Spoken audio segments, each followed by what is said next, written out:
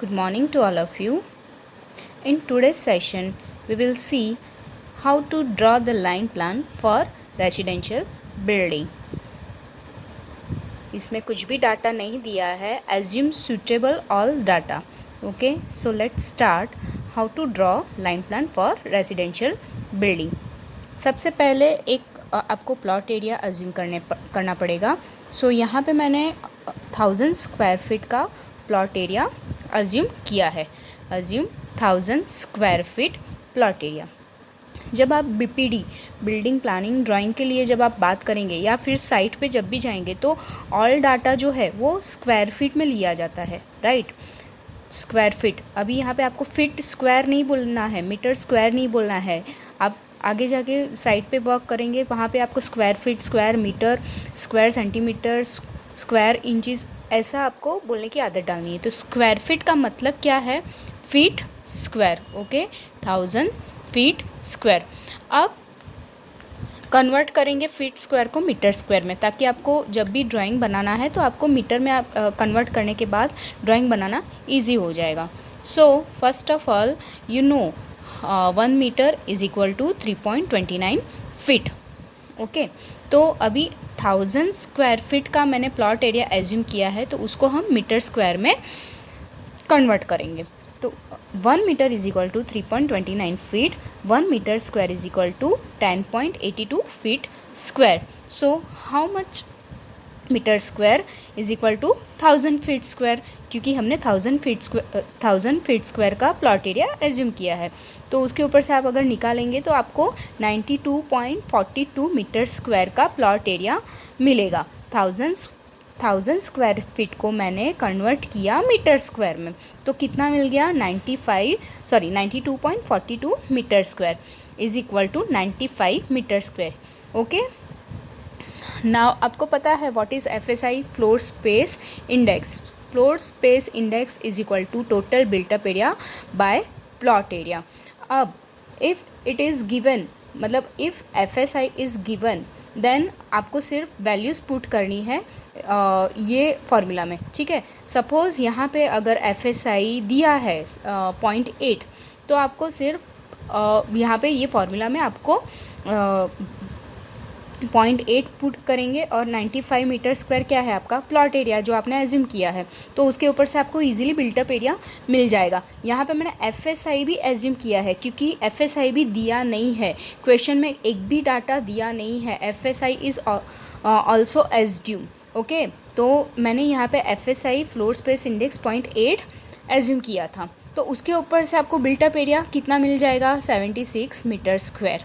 Okay, but if FSI is not given, then second method. what is second method? ये मैंने एक first method लिया कि FSI भी आपने एज्यूम किया और आपने प्लॉट एरिया अज्यूम किया, दैट इज़ 1000 स्क्वायर फीट. उसके ऊपर से आपने मीटर स्क्वायर में कन्वर्ट करके 95 मीटर स्क्वायर का वैल्यू निकाला, तो उसके ऊपर से आपको बिल्टअप एरिया इजीली मिल जाएगा. Okay, built up area is 76 metre square. Now what is the second method? Now what is the other method?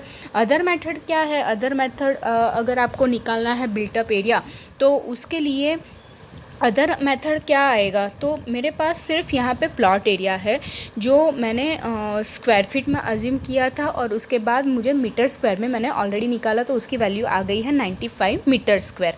अब उसको मैं क्या करूँगी? जैसे आपको पता है कि लाइन प्लान हो चाहे डबल लाइन प्लान हो, तो उसको हम जब भी प्लान अगर ड्रॉ करते हैं, दैट मीन्स हाइट कंसीडर नहीं होती है. कभी भी प्लान जब आप ड्रॉ करेंगे उसमें हाइट कंसीडर नहीं होती, हाइट नहीं आएगा, सिर्फ लेंथ एंड ब्रेथ आएगा.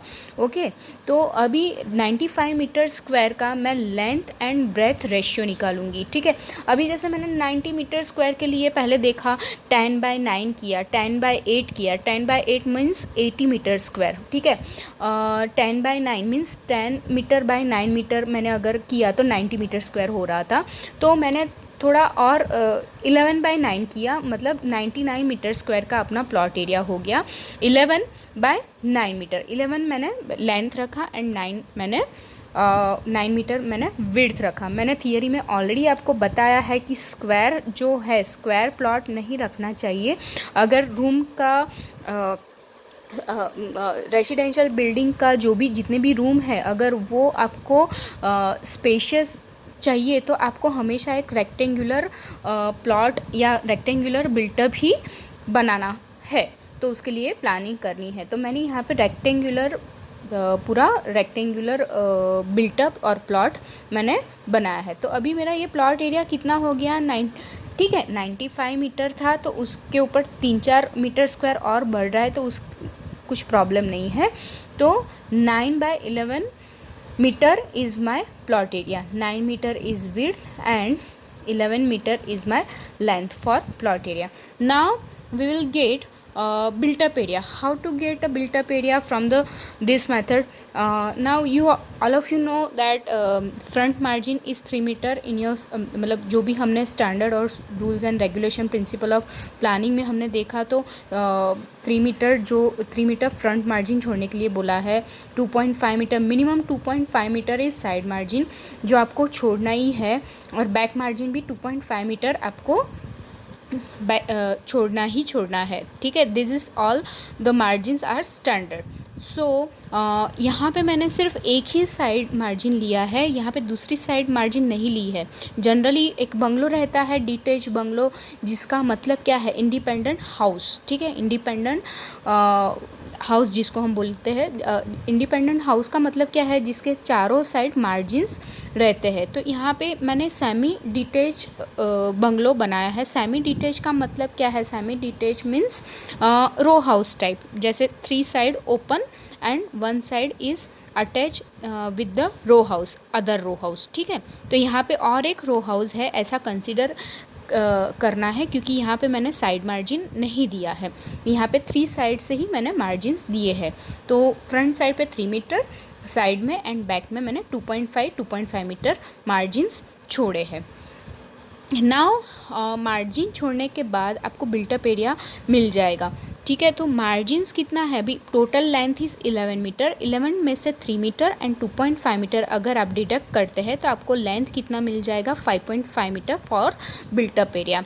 सिमिलरली विड्थ की अगर मैं बात करती हूँ, तो विड्थ मेरा है प्लॉट एरिया में 9 मीटर। तो 9 मीटर में से सिर्फ मैंने यहाँ पे एक ही साइड मार्जिन लिया है, तो 9 मीटर में से मैं 2.5 मीटर अगर डिडक्ट करती हूँ, then you will get the width of your bungalow, of your semi-detached house is 6.5 meter. So that is the final dimension of built-up area is 6.5 is width and 5.5 is length. That is means your built-up area is 35.75 meter square. Okay.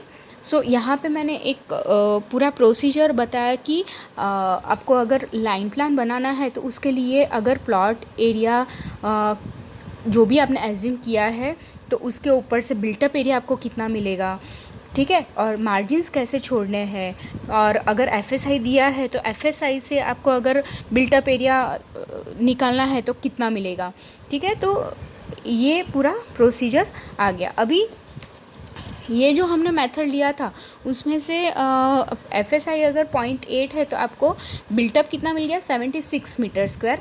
और ये जो second method है जिसके through मैंने पूरा built up निकाला है, तो उसके ऊपर से आपको बिल्टअप एरिया कितना मिल गया, 35.75 मीटर स्क्वायर। तो इतने एरिया में, मतलब ये इतने एरिया में आपको पूरे रूम्स का प्लानिंग करना है।